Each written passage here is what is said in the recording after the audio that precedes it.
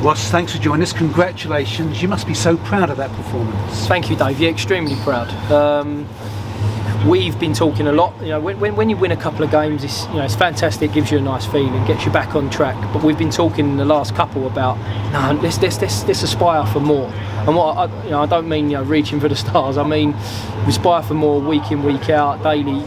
That we're setting a standard that if we fall beneath it, that we're disappointed with. And I think the fact that we drew Tuesday night and everyone was so disappointed was a good sign for me to a degree that we were ready to kick on. I thought we scored at really good times in the first half today to give us that cushion. But for me, the general performance, the overall delivery of what we've done across the game is a standard that. I think he's probably the best one we've reached since I've been in charge.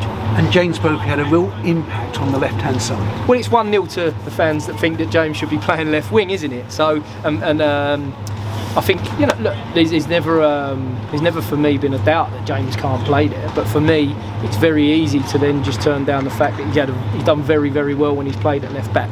He was excellent at left wing, but I think at the same time, without taking anything away from him, let's also remember how well Joe Widdowson played. And for me, I've just highlighted it to the lads there that Joe Widdowson epitomises what we need to be about.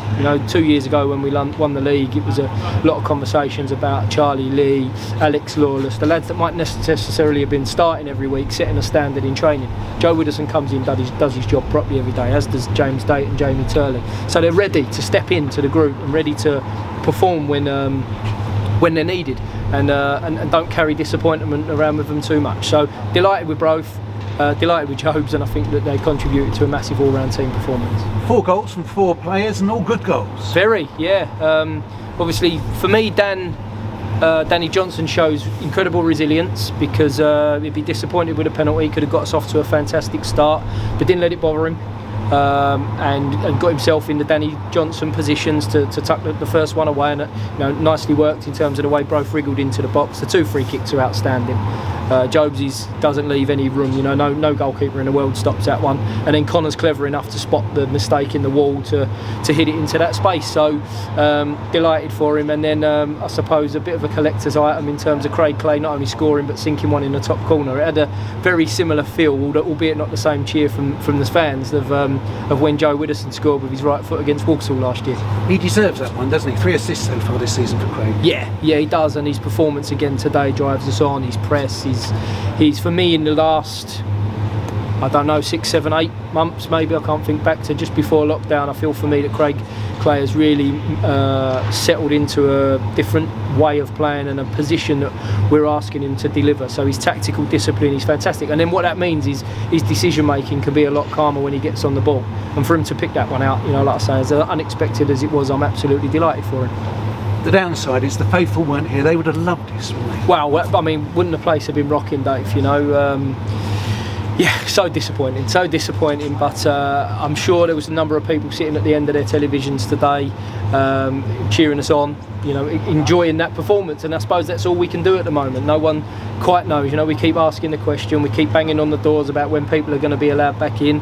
No one's got the answer. But let's all stick together, wait for that time, and keep enjoying moments like today. Will hopefully keep everybody motivated when they subscribe week in, week out. And I know that many of those supporters were wondering whether or not the Bolton Wanderers goalkeeper should have seen red after that very early challenge. There wasn't a goalkeeper on their substitutes bench. No, I believe for the last 2 or 3 games, maybe longer, that they haven't named one. It's been highlighted to me from our analysis department in the last couple of days. So very brave, bold from a manager to do that, and I can understand it. But at the same time, with 7 subs, I don't know if I would be quite so aggressive to not put a goalkeeper on the bench. I think there's a I wouldn't say a grey. When I say a grey area, it's my understanding of the rule. But I think that when a player makes a clear attempt for the ball in the box, I don't believe that it is a straight red card on the double jeopardy, if you like, of that. So I was quite sort of in the know that he wasn't going to get sent off when that happened, but would have made for interesting viewing, I'm sure.